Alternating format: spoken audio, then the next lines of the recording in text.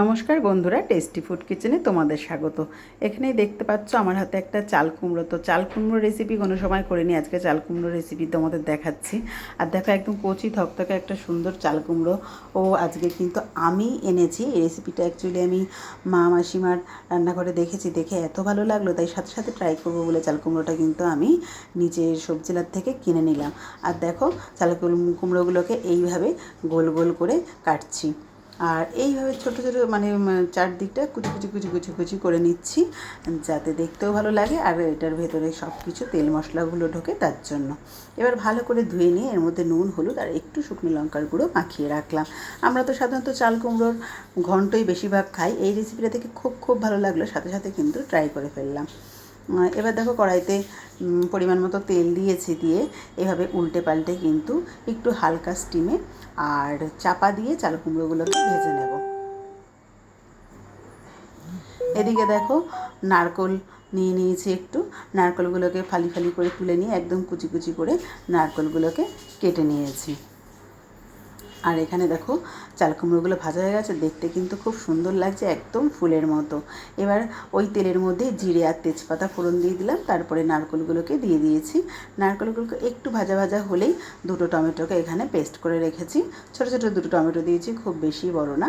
Tomato পেস্টটা একটু হয়ে গেলেই এখানে আমি দেখো একটা প্লেটের মধ্যে জিরের গুঁড়ো, কাশ্মীরি লঙ্কার গুঁড়ো, হলুদের গুঁড়ো, স্বাদ মতো লবণ আর একটু চিনি রেখে দিয়েছি। সেটা কিন্তু আমি ওইভাবেই দিয়ে দিলাম, আমি ওটার কোনো জল দিয়ে ভিজিয়ে রাখলাম না। এখানে দুখানা কাঁচা লঙ্কাকে একদম কুচি কুচি করে কেটে নিলাম, কুচি কুচি করে কাঁচা লঙ্কাটাও দিয়ে দিলাম। এবার বেশ করে কিন্তু এবার নাড়াচাড়া করলাম। করার পরে এখানে দেখো আমি কিছুটা পোস্ত, 1 চামচ মতো, আর এখানে কিছুটা কাজু বাদাম, ওই 15-16টা মতো কাজু বাদামকে বেটে নিচ্ছি। এটা অপশনাল, দিতেও পারো নাও দিতে পারো, দিলে তবে খাবারের টেস্টটা খুব বেশি ভালো হবে, তার জন্য কিন্তু আমি দিয়েছি। তো সবসময় তো এগুলো ঘরে থাকে না, না দিলেও রেসিপিটা খেতে কিন্তু খুব সুন্দর হবে।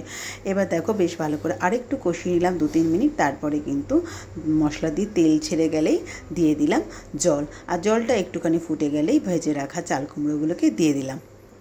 এবার ওপর থেকে দিয়ে দেবো 2টো কাঁচা লঙ্কা আর দিয়ে দেবো গরম মশলা আর ঘি। দারুণ স্বাদের এই রেসিপিটা বন্ধুরা একবার অন্তত ট্রাই করো, খেতে দারুণ দারুণ দারুণ টেস্টি। আর আমার এই রেসিপিটা তোমাদের ভালো লাগলে অতি অবশ্যই লাইক কমেন্ট শেয়ার করে দিও বন্ধুরা। ওপর থেকে ধনেপাতা দিয়ে কিন্তু আমি নামিয়ে নেব।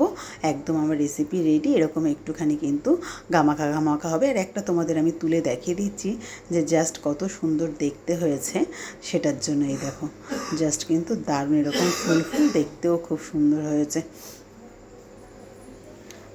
আমার এই রেসিপিটা বন্ধুরা ফেসবুক থেকে দেখলে ফেসবুক পেজটা ফলো করে দিও, ইউটিউব থেকে দেখলে একটা সাবস্ক্রাইব করে রেখো বন্ধুরা, নতুন ভিডিও পাওয়ার জন্য।